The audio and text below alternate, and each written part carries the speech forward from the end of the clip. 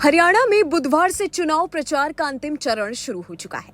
विकास के मुद्दे पर वोट मांगने से लेकर नौकरियों में पर्ची और खर्ची के साथ शुरू हुआ प्रचार अब फिर दलितों पर आकर अटक सा गया है। इस चुनाव को लेकर हर पार्टी एक्टिव मोड पर है। एक तरफ हरियाणा में जेजेपी के साथ गठबंधन करने वाले चंद्रशेखर आजाद भी पूरे फॉर्म में हैं, तो दूसरी ओर बसपा के राष्ट्रीय कोऑर्डिनेटर आकाश आनंद भी पूरी तरह से एक्टिव है। आकाश आनंद का कहना है कि हरियाणा की जनता ऐसा नेता और विधायक चाहते हैं जो उनके लिए दिन रात डट कर काम करे। यही नहीं, आकाश आनंद ने चंद्रशेखर आजाद को लेकर जो कहा, उससे अब हर तरफ हलचल बढ़ गई है। मीडिया हाउस की रिपोर्ट के मुताबिक चंद्रशेखर आजाद की आजाद समाज पार्टी और जन नायक जनता पार्टी के गठबंधन को लेकर आकाश आनंद ने कहा कि यह गठबंधन कुछ बड़ी पार्टियों के कहने पर हुआ है। जेजेपी ने किसान आंदोलन पर भाजपा को नहीं घेरा, न ही सत्ता छोड़ दी। अब जब समय आ गया तो सरकार से हटकर अकेले चुनाव लड़ने पर आ गए हैं। चंद्रशेखर आजाद पर भी आकाश आनंद ने जमकर निशाना साधा, तो वहीं कांग्रेस और भाजपा को भी आकाश आनंद ने नहीं छोड़ा। आकाश आनंद बोले, आजाद समाज पार्टी का तो हरियाणा में कोई वजूद ही नहीं है। उत्तर प्रदेश में भी एक सीट को छोड़कर कहीं वजूद नहीं है। यहाँ पर चंद्रशेखर आजाद की पार्टी का गठबंधन करना हमारे समाज को गुमराह करने के लिए किया गया है। ये लोग सोची समझी साजिश के तहत काम कर रहे हैं। आकाश आनंद ने कांग्रेस पर भी जमकर निशाना साधा है। क्या कहा है, सुनिए। पूरी कोशिश है आपकी कि आप यहाँ पर सरकार बनाने की कोशिश करें INLO के साथ, INLD के साथ जी। अभी तक जहाँ जहाँ आप जा रहे हैं आपको रुझान किस तरीके का मिल रहा है और लोगों की तरफ से क्या रिस्पॉन्स? देखिए, आपने जैसे आज भी देखा कि यहाँ पर हजारों की संख्या में लोग मौजूद थे श्री रामपाल माजरा जी के समर्थन में।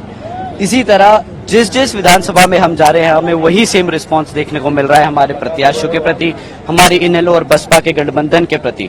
तो हमें पूरा भरोसा है कि पूर्ण बहुमत से यहाँ पर INLD और बसपा यहाँ पे अपनी सरकार बनाने वाली है। आपने रिजर्वेशन के मुद्दे पर जो है कांग्रेस पार्टी को सीधे कटघरे में खड़ा किया जी, लेकिन आपने बीजेपी की कोई बात नहीं रखी। बीजेपी क्या आप लोगों के इस मसले पे एक साथ है, रिजर्वेशन को लेकर, सब कैटेगरी को लेकर? देखिए, रिजर्वेशन पे सबसे ज्यादा जो नुकसान पहुंचाया है हमारे समाज को, जिसने धोखा दिया है, संविधान की किताब दिखाकर हमारे भोले लोगों को जिन्होंने अपने जाल में फंसाया है, वो कांग्रेस पार्टी है। भाजपा रिजर्वेशन के खिलाफ है।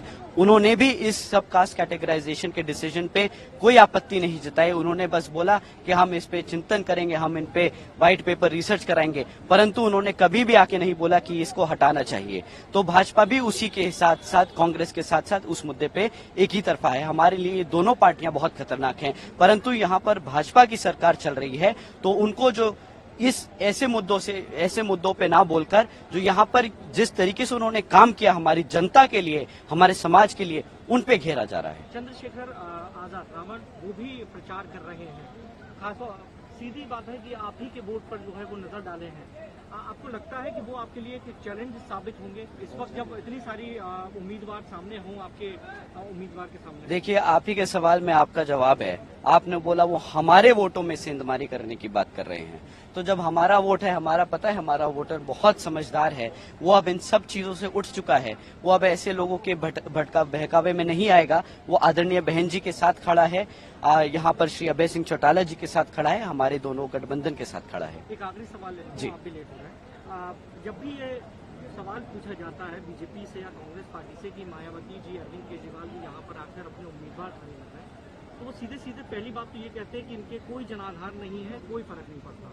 वहीं आप लोगों को ये भी कहा जाता है कि आप वोट काटने का ज्यादा काम करते हैं। तो इस बार आपको हरियाणा चुनाव से ये उम्मीद है कि आप लोग अपने जितने भी आपने टिकटें दी हैं उनमें से आपकी विधानसभा में आपके साथ के लोग जो हैं रहे वहां पर, या आप वही टिकट काटने का आरोप ही लेकर आगे बढ़ते रहेंगे? देखिए, आपने बहुत अच्छा सवाल पूछा और मैं इसको आपके माध्यम से सभी साथियों को, सभी लोगों को बताना चाहता हूं कि इस बारी भाजपा ने खुलेआम इंडिपेंडेंट कैंडिडेट्स को खड़ा किया है, अपने मर्जी से खड़ा किया है, ताकि वो बसपा और इनेलो के प्रत्याशियों का वोट काट सके।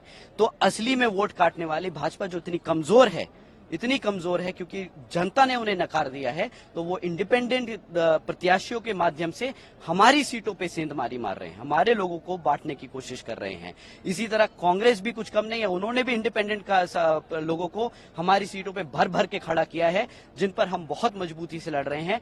और ये लोग हैं जो असल में हमारे इंडिपेंडेंट जो लोग खड़े हैं, वो हमारे वोटों को खराब करने की भाजपा के आदेश पे, कांग्रेस के आदेश पे खड़े हैं।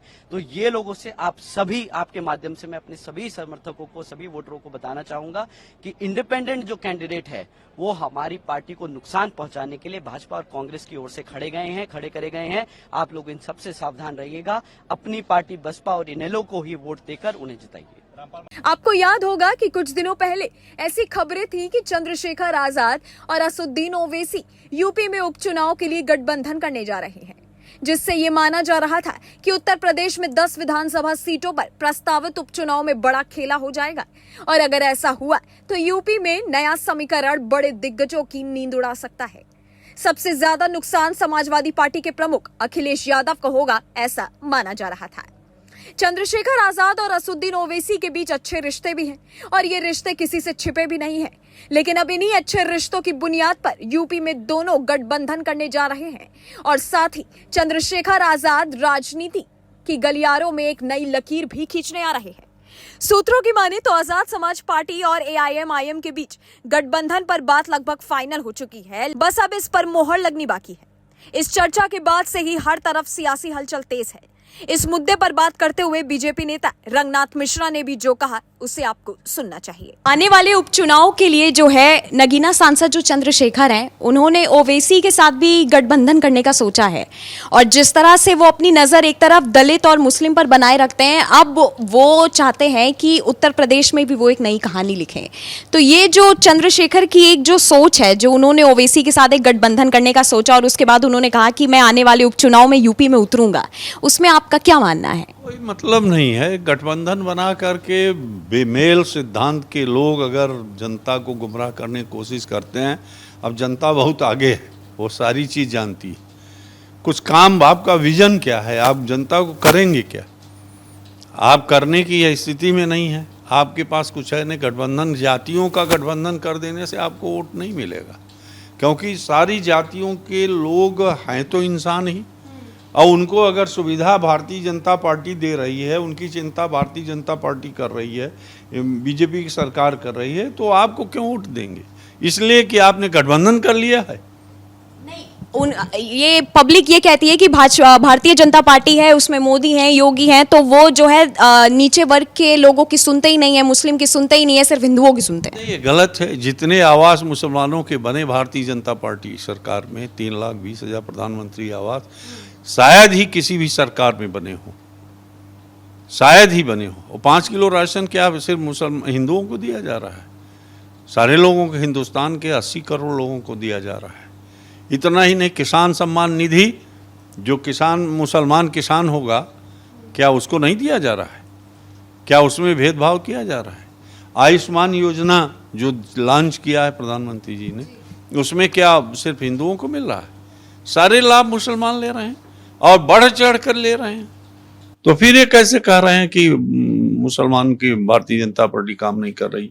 भारतीय जनता पार्टी काम हर समाज का कर रही है और इसीलिए इतनी वोट मिल रही है और 15 साल से सत्ता में टिकी हुई है। हालांकि अभी इस गठबंधन पर मोहर नहीं लगी है, लेकिन बातचीत दोनों में फाइनल बताई जा रही है। इस गठबंधन पर मोहर लगी तो फिर यूपी में इसका बड़ा असर भी देखने को मिलेगा। हालांकि अब यूपी में होने वाले उपचुनाव से पहले हरियाणा में चंद्रशेखर और दुष्यंत चौटाला दोनों ने गठबंधन किया है। हालांकि अब देखना यह होगा कि जिस हरियाणा में चंद्रशेखर और दुष्यंत चौटाला ने गठबंधन किया है, वहां पर कौन किसको मात देगा। राजनीति में नई लकीर खींचने आए चंद्रशेखर आजाद या फिर बसपा की तरफ से आकाश आनंद। आपकी इस वीडियो के बारे में क्या राय है, हमें नीचे कमेंट सेक्शन में जरूर बताइएगा।